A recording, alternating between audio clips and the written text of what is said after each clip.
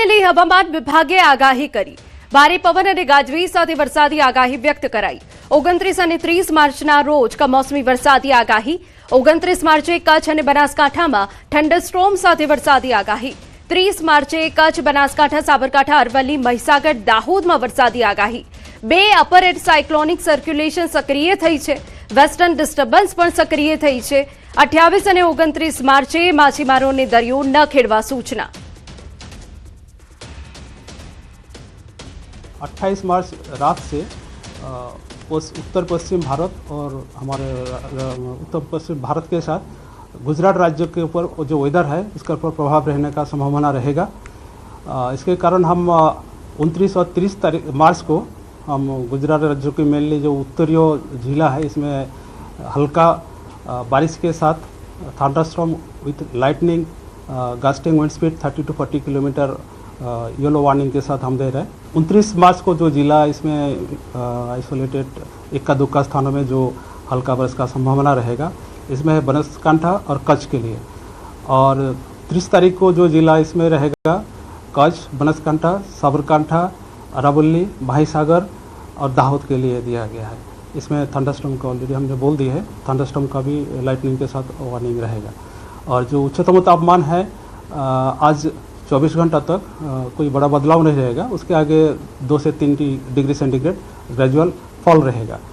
और जो लघुत्तम तापमान है इसमें अगले 7 दिन कोई बड़ा बदलाव नहीं रहेगा। ખેડૂતોના મનમાં એક જ સવાલ ઘુમરાતો હશે કે આ વર્ષે કેવું રહેશે ચોમાસું। ત્યારે 2026ના ચોમાસાનું પહેલું અનુમાન આવી ગયું છે। જાણીતા આગાહીકાર અર્થિયા શેટ્ટીએ ચોમાસાને લઈ પ્રાથમિક અનુમાન કર્યું છે।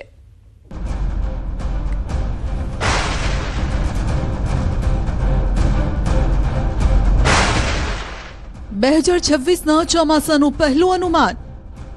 सिग्नल है उसके हिसाब से लग रहे हैं कि इस साल बारिश सामान्य से कम हो सकती है। ચોમાસાને લઈ ખેડૂતોમાંથી ચિંતાના વાદળ। जैसा हमें पता है कि एल नीनो की जो वर्ष रहती हैं वो भारत के मानसून पर काफ़ी असर करती हैं और ख़ास करके ज़्यादातर के अगर हम देखें तो एल नीनो वर्षों में सामान्य से कम बारिश देखने मिलती है। દેશના ચોમાસાને લઈ પ્રાથમિક अनुमान। गुजरात की जो बारिश की जो परफॉर्मेंस रहेगी उसका काफ़ी प्रभाव उस पर आईओडी का पड़ेगा। तो इसीलिए जब हम देखेंगे तो आईओडी कैसा रहेगा आने के महीनों में, तो इसलिए गुजरात तब जाके गुजरात का आंकड़ा लगा सकते हैं। બે सीजन માવઠાના કારણે ખેડૂતોના પાકનો ધનોત્પનોત નીકળ્યું છે। હવે ખેડૂતોને ચોમાસું આ વર્ષે કેવું રહેશે તેની આતુરતા છે। હોળીની ઝાડ પરથી ચોમાસું આ વર્ષે સારું રહેવાના કેટલાક અનુમાનો સામે આવ્યા।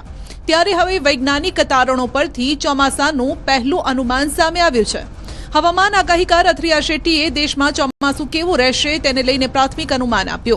જે મુજબ આ વર્ષે ચોમાસામાં સામાન્ય કરતા ઓછો વરસાદ પડવાની સંભાવના છે। આ વર્ષે અલ નીનોની અસરના કારણે ચોમાસામાં વરસાદમાં ઉતાર ચઢાવ રહેવાની સંભાવના અથિયા શેટ્ટીએ વ્યક્ત કરી છે। अभी के जो विश्लेषण और जो वायुमंडल के जो सिग्नल हैं उसके हिसाब से लग रहे हैं कि इस साल बारिश सामान्य से कम हो सकती है, सिर्फ गुजरात में नहीं बल्कि काफ़ी देश भर के हिस्सों में। तो अगर हम अभी देखें तो एक प्रशांत महासागर में एक न्यूट्रल स्थिति बनी हुई है समुद्री तापमान की। और अभी ये धीरे धीरे जैसे मई का अंत और जून पास में आएगा तो ये धीरे धीरे एल नीनो की स्थिति में बदलने लगेगा। और जैसा हमें पता है कि एल नीनो की जो वर्ष रहती हैं वो भारत के मानसून पर काफ़ी असर करती हैं और ख़ास करके ज़्यादातर के अगर हम देखें तो एल नीनो वर्षों में सामान्य से कम बारिश देखने मिलती है भारत में। लेकिन इसके साथ साथ ही हिंद महासागर में एक आईओडी भी पॉजिटिव हो जाएगा जून तक। तो इसलिए इस साल उम्मीद है कि एल नीनो भले ही रहेगा लेकिन उसके साथ साथ में पॉजिटिव आईओडी थोड़ा बहुत एल नीनो की जो नुकसान रहती है, जो बारिश कम करने की जो क्षमता रहती है एल नीनो की, शायद उसे थोड़ी बहुत घटा दें। तो इसकी वजह से इस साल बारिश में थोड़ी उतार चढ़ाव ऐसे पूरे सीजन में देखने मिल सकती है। दुष्काळनी कोई आशंका नहीं। જો કે દુષ્કાળની કોઈ સંભાવના નથી, પરંતુ વરસાદની પેટર્ન બદલાઈ શકે છે. ગત વર્ષે જેમ એકાદ બે દિવસમાં આખી સિઝનનો વરસાદ પડી ગયો હતો, તેમ આ વર્ષે પણ વરસાદની આ જ પેટર્ન રહેવાની સંભાવના હવામાન આગાહીકાર વ્યક્ત કરી રહ્યા છે. गुजरात में भी अगर पूरे सीजन की बात करें तो यानी जून से लेकर सितंबर तक की जो मानसून की सीजन रहती है तो उसमें सामान्य से कम बारिश देखने मिल सकती है. और लेकिन इसके बीच में ऐसा नहीं है कि कोई एक या दो बहुत ही भारी बारिश या कोई बाढ़ जैसी स्थिति वाली बारिश नहीं आएगी, ये भी होगी ज़रूर. और लेकिन जो हम देखते हैं कि जो हर महीने की जो बारिश की जो एवरेज रहती है, जो आंकड़े रहते हैं हर महीने की, वो इस साल देख सकते हैं कि हम कुछ कम दिनों में ही गिर जाए. और जो वैसे भी पिछले कुछ सालों से हम देखते आ रहे हैं कि पूरे महीने में ऐसी एक जैसे बारिश नहीं होती है, 4-5 दिन में बहुत बारिश हो जाती है और उससे पूरे महीने की आंकड़े हो जाती है बारिश की. तो इस साल भी वैसे ही कुछ देखने मिल सकता है.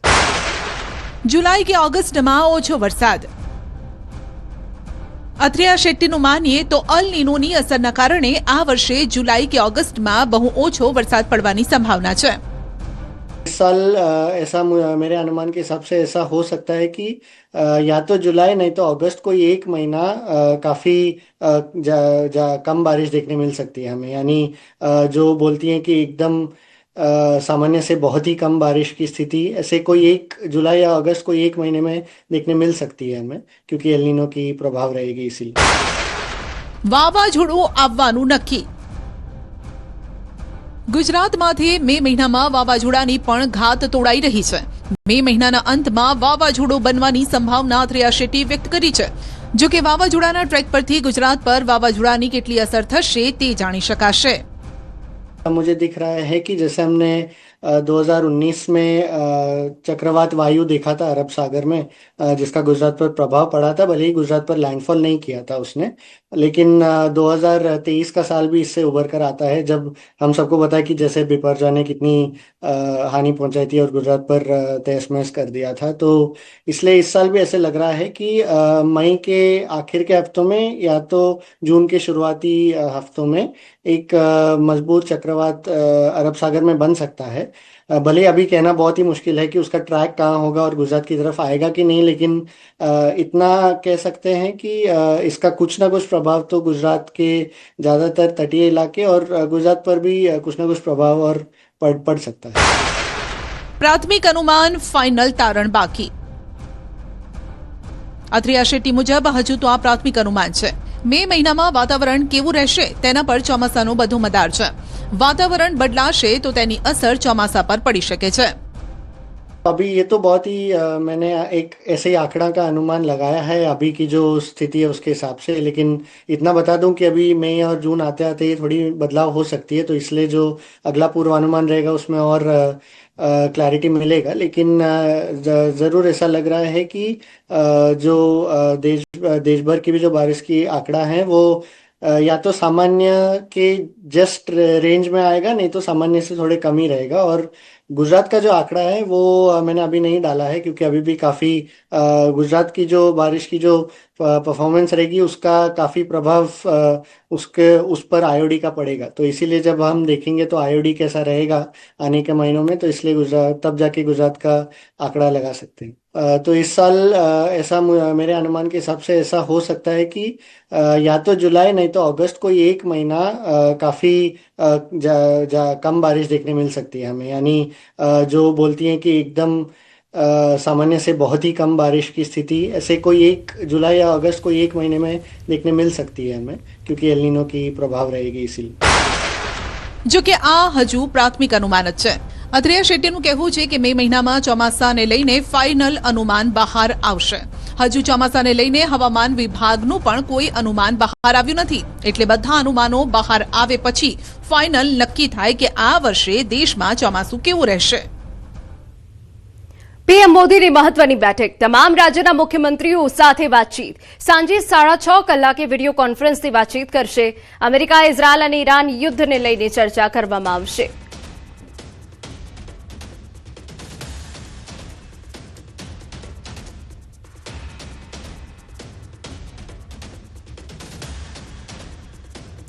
સમાચાર દાહોદમાંથી. ગરબાડા ચોકડી પાસે હિટ એન્ડ રનનો બનાવ બન્યો. એક્ટિવા પર દારૂ લઈને જતા યુવકને અકસ્માત નડ્યો. ઘટનામાં એકનું મોત, એક વ્યક્તિ ઘાયલ થયું છે. અજાણ્યા વાહનને ટક્કર મારતા અકસ્માત સર્જાયો. અકસ્માત બાદ રસ્તા પર દારૂની રેલમછેલ જોવા મળી. ઘાયલોને સારવાર અર્થે હોસ્પિટલ ખસેડવામાં આવ્યા હોવાની વિગત. અજાણ્યા વાહનને ટક્કર મારતા અકસ્માત સર્જાયો હોવાની વિગત છે. ગરબાડા ચોકડી પાસે હિટ એન્ડ રનનો બનાવ બન્યો છે અને આપને જણાવી દઈએ કે એક્ટિવા પર દારૂ લઈને જતા યુવકને અકસ્માત નડ્યો. ઘટનામાં એકનું મોત થયું છે જ્યારે એક વ્યક્તિ ઘાયલ થયો હોવાની વિગતો સામે આવી છે. અકસ્માત બાદ રસ્તા પર દારૂની રેલમછેલ જોવા મળી, કેમ કે આ જે ટક્કર વાગી છે તે ચાલક કે જે દારૂ લઈને જતો હતો અને તે દરમિયાન જ અકસ્માત નડ્યો છે. અજાણ્યા વાહનની અડફેટે એક્ટિવા પર દારૂ લઈને જતા યુવકને અકસ્માત નડ્યો, જેમાં તેનું મોત થઈ ગયું છે, જ્યારે એક વ્યક્તિ ઇજાગ્રસ્ત હોવાની પણ વિગતો મળી રહી છે. પોલીસ ઘટના સ્થળ પર પહોંચી અને તમામ વિગતો તપાસી રહી છે કે આ યુવકો ક્યાંના હતા અને શું વિગત હતી. અમારા સંવાદદાતા સૌરભ વધુ વિગતે વાત કરવા જોડાય છે. સૌરભ, પૂરી વિગત. જે ગરબાડા ચોકડી પાસે એક હિટ એન્ડ રનની ઘટના બની હતી, જેમાં એક્ટિવા ચાલક જે રાપડાલના યુવકોનું મોત નિપજવા પામ્યું હતું અને એક જે વ્યક્તિ છે તે ગંભીર રીતે ઇજાગ્રસ્ત હતો. જો કે એક્ટિવા ચાલક પોતાની એક્ટિવા ઉપર દારૂ લઈ જતો હોવાનું સામે આવ્યું હતું. અજાણ્યા વાહન ચાલકે જે એક્ટિવા ચાલકને ટક્કર મારતાની સાથે જે અકસ્માત સર્જાયો હતો અને એક્ટિવાના એક્સિડન્ટ બાદ જે કહી શકાય કે રસ્તા ઉપર દારૂની રેલમછેલ પણ જોવા મળી હતી. જો કે હાલ પોલીસ દ્વારા સમગ્ર તપાસ કરી લેવામાં આવી છે અને આ બંને યુવકો જે રાપડાલના હોવાનું સામે આવ્યું હતું, જેમાં એકનું મોત નિપજવા પામ્યું હતું અને એક ગંભીર રીતે ઇજાગ્રસ્ત થયો હતો. બિલકુલ આભાર. તો એકનું મોત થયું છે અને એક ગંભીર રીતે ઇજાગ્રસ્ત થતા તેને સારવાર માટે ખસેડવામાં આવ્યું છે. સ્થાનિક સ્વરાજ્યની ચૂંટણી પહેલા ખેડાના રાજકારણમાં ગરમાવો આવ્યો. ભાજપ શાસિત ડાકોર નગરપાલિકા સામે શહેર ભાજપ પ્રમુખના જ ગંભીર આક્ષેપો. પૂર્વ પ્રમુખ બાદ હાલના શહેર પ્રમુખે કર્યા ભ્રષ્ટાચારના આક્ષેપ. વોટર એટીએમ મશીનને લઈ લાખો રૂપિયાના ભ્રષ્ટાચારના આક્ષેપ. 7 વોટર એટીએમનું ચૂકવણું કરી માત્ર 5 એટીએમ મુકાયાનો આક્ષેપ. વોટર એટીએમમાંથી અત્યાર સુધી પાણીનું ટીપું પણ ન આવ્યાનો આક્ષેપ. ₹1 200 ml, ₹2 1 લીટર અને ₹20 10 લીટર પાણી મળે તેવી વ્યવસ્થા ઊભી કરાઈ હતી. આરઓનું શુદ્ધ અને ઠંડુ પાણી આપે તેવા આધુનિક એટીએમ મશીનો મૂકવામાં આવ્યા છે. એટીએમને અત્યાર સુધી પાણીની લાઈન જ ન અપાઈ હોવાનો દાવો કરાયો. પાઇપલાઇનો માત્ર શોભાના ગાંઠિયા સમાન બની હોવાનો આક્ષેપ. અમારા સંવાદદાતા ઉમંગ વધુ વિગતે વાત કરવા જોડાયા છે. ઉમંગ, શું છે આખો એ મામલો? બિલકુલ ચોક્કસ નીના, જે પ્રકારે વાત કરવામાં આવે તો સુપ્રસિદ્ધ યાત્રાધામ ડાકોર ખાતે લાખો શ્રદ્ધાળુઓ ડાકોરના ઠાકોરના દર્શન કરવા માટે આવતા હોય છે. તેને ધ્યાને લઈ નગરપાલિકા દ્વારા પીવાના પાણીની સુવિધા માટેના વોટર એટીએમ કે જેમાં ₹1 10 લીટર અને ₹20 20 લીટર જેટલું પાણી, ઠંડુ પાણી પીવાનું મળી રહે તે વ્યવસ્થા કરવામાં આવી હતી. રૂપિયાની અંદર પણ પાણી લોકોને પીવાનું મળી રહે તે પ્રકારની વ્યવસ્થા કરવામાં આવી હતી. પરંતુ આ વ્યવસ્થાના પૈસાના નામે વ્યાપક ભ્રષ્ટાચાર થવાનું સામે આવ્યું છે. કારણ કે મશીન જે મૂક્યા છે ત્યાં કોઈ પણ પ્રકારની પાઇપલાઇન નથી, તેમજ કોઈ પણ પ્રકારની સુવિધા. વારંવાર આ મશીન જયારે ચાલુ થયા તેના બીજા દિવસે બંધ થઈ ગયા. જોકે સૌથી મહત્વની વાત અત્યારે એના એ સામે આવી છે કે સમગ્ર બાબતે ડાકોર નગરપાલિકામાં ભાજપનું શાસન છે, ભાજપ શાસિત નગરપાલિકા છે અને ભાજપના જે શહેર પ્રમુખ છે તેમના દ્વારા તમામ આક્ષેપો કરવામાં આવ્યા છે. પોતાની જ પાર્ટીના પ્રમુખ વિરુદ્ધ આક્ષેપો કરવામાં આવ્યા છે કે તેમના દ્વારા વ્યાપક ભ્રષ્ટાચાર કરવામાં આવ્યો છે અને આ ભ્રષ્ટાચારની તપાસ કરવામાં આવે ને કાર્ય કરે. જો કે સમગ્ર બાબતે ડાકોર નગરપાલિકાના ચીફ ઓફિસરનો ન્યૂઝ 18 ગુજરાતીએ સંપર્ક કર્યો હતો, પરંતુ તેમને આ બાબતે કોઈ પણ જવાબ આપવાનું ટાળ્યું હતું અને માત્ર એક જ વાત કરી હતી કે મને ક્યાંય ખબર નથી. એટલે કહી શકાય કે સરકારી તંત્રના અધિકારીઓ તેમજ આ જે પદાધિકારીઓ છે તેમને જાણે હવે કોઈ પણ પ્રકારનો ડર નથી રહ્યો અને આવા પ્રકારના ભ્રષ્ટાચારો કરી જે લોકોના જે લાભ છે તેની સાથે છેતરપિંડી રહેતું સ્પષ્ટ લાગી રહ્યું છે. બિલકુલ આભાર તમામ વિગતો બદલ.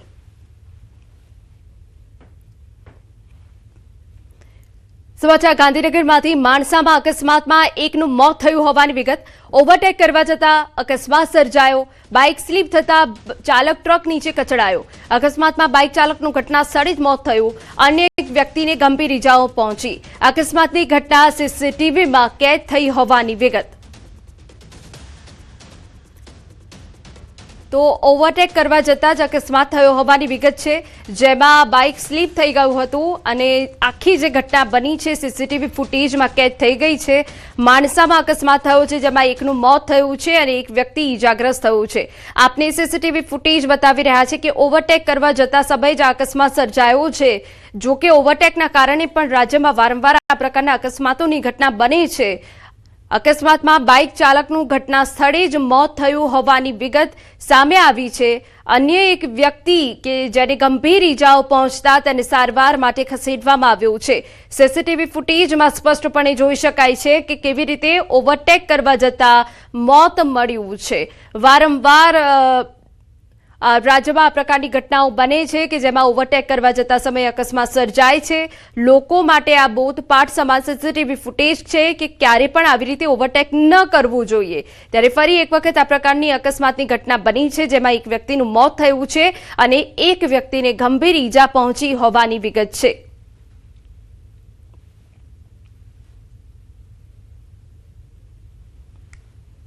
અમારા સંવાદદાતા ઋત્વિજ વધુ વિગતે વાત કરવા જોડાયા છે. પૂરી વિગત. જી વાત કરીએ તો જે અકસ્માત છે તે માણસાનો આ બનાવ છે. પાંજરાપોળ પાસે જે બાઇક ચાલક છે તે પોતે વળાંકમાં આવી રહ્યો હતો અને અચાનક જ તેની બાઇક છે તે સ્લીપ થઈ ગઈ હતી અને આગળથી એક ટ્રક જઈ રહ્યો હતો.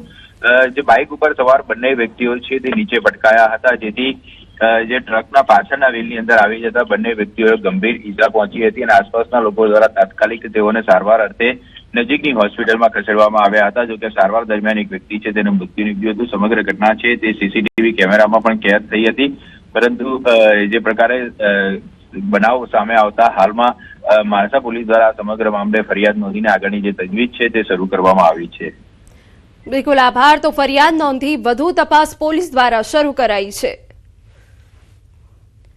સમાચાર અમદાવાદમાંથી. કરોડોની જમીન ડીલમાં મોટી છેતરપિંડીનું કૌભાંડ. 16 વિસ્તારની કરોડોની જમીન વેચાણની લાલચ આપી વિશ્વાસ જીત્યો. અલગ અલગ તબક્કામાં રોકડ અને બેંક મારફતે રકમ પડાવી કુલ મળીને આશરે 80 કરોડથી વધુની રકમ લીધી હોવાનો આક્ષેપ છે. જમીન ટાઇટલ ક્લિયર હોવાનું કહી રોકડમાં એડવાન્સ માંગ્યા હતા. ફરિયાદી અને ભાગીદારોએ આંગડિયા મારફતે મોટી રકમ ચૂકવી વારંવાર વાયદા કર્યા. વાયદા આપીને જમીનનો દસ્તાવેજ કરતો ન હતો શખ્સ. આરોપીએ અન્ય જમીન આપવાનું પણ પ્રલોભન આપ્યું હતું. ખેડૂતોને ચૂકવણી બતાવવા ખોટા વાઉચર બનાવ્યાનો પણ આક્ષેપ છે. ફરિયાદીઓએ તપાસ કરતા વાઉચર ખોટા હોવાનું સામે આવ્યું. ફ્લેટ અને અન્ય મિલકત આપવાની વાત કરીને ફરીથી વિશ્વાસ જીતવાનો પ્રયાસ કર્યો. કેટલાક ફ્લેટના દસ્તાવેજો થયા છતાં સંપૂર્ણ રકમ પરત મળી નથી. હાલમાં આશરે ₹41 કરોડ હજુ બાકી હોવાનો ફરિયાદમાં ઉલ્લેખ છે. સમગ્ર ઘટનામાં મિતેશ પટેલ, તેની પત્ની અને ભાઈ સામે ફરિયાદ. ત્રણે મળીને ગોઠવણ કરીને છેતરપિંડી આચર્યાનો ફરિયાદમાં ઉલ્લેખ. અમારા સંવાદદાતા નવીન વધુ વિગતે વાત કરવા જોડાયા છે. નવીન, શું અપડેટ છે, શું મામલો છે? અમદાવાદની જે પોશ વિસ્તાર છે ત્યાં જમીન અને ફ્લેટ વેચવાના નામે આરોપીઓ જે છે તે લોકો ભેગા મળીને ફરિયાદીઓ પાસેથી અલગ અલગ 80 કરોડ રૂપિયા ભેગા કર્યા હતા.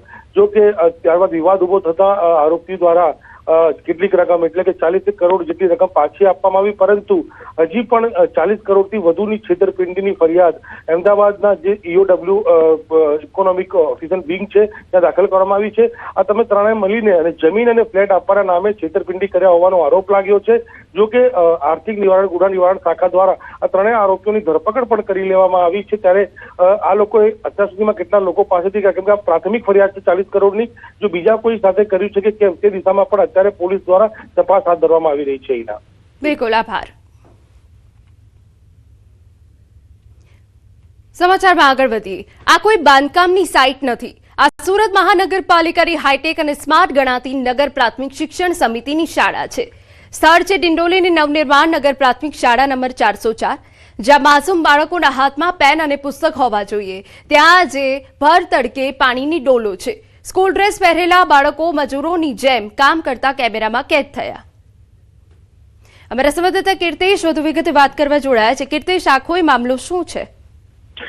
બિલકુલ, સુરત મહાનગરપાલિકા નગર પ્રાથમિક શિક્ષણ સમિતિની હાઈટેક શાળાઓમાં બાળકોને અભ્યાસ કરાવતી હોવાની મોટી વાતો કરતી હોય છે, પણ સુરતના ડિંડોલીમાં શાળા નંબર 404માં જે દ્રશ્ય આવ્યા તે જોઈને ભલભલા ચોંકી ઉઠ્યા હતા. અહીંયા બાળકો સ્કૂલ ડ્રેસમાં કામ કરતા જોવા મળ્યા. જો હાઈટેક શાળા છે અને શાળાનું બિલ્ડિંગ છે ત્યાં સફાઈ કામદારો નથી કે શું, તેને લઈને હવે સવાલો ઉભા થયા છે. કારણ કે આ શાળામાં જ્યારે 800 કરતા વધુ બાળકો ભણે છે ત્યારે એક પણ સફાઈ કર્મચારી નથી. ત્યારે આ ભૂલકા બાળકો, જે નાના બાળકો છે તે શાળાના ડ્રેસ સાથે શાળામાં સફાઈ કરતા જોવા મળી રહ્યા છે. જાણે કે આ શાળાનું બાંધકામ ચાલતું હોય, સાઇટ ચાલતી હોય ને ત્યાં બાળકો કામ કરતા હોય તેવા દ્રશ્ય સામે આવ્યા છે. જોકે આ વિડીયો સામે આવતાની સાથે જ હવે આ મામલે નગર પ્રાથમિક શિક્ષણ સમિતિના હોદ્દેદારોએ આ મામલે તપાસ શરૂ કરી છે. પણ આવી ઘટનાઓ સતત સામે આવતી હોય છે ત્યારે બાળકો આ શાળાએ ભણવા જાય છે કે મજૂરી કરવા તેને લઈને પણ સવાલ ઉભા થયા છે. બિલકુલ, આભાર તમામ વિગતો બદલ.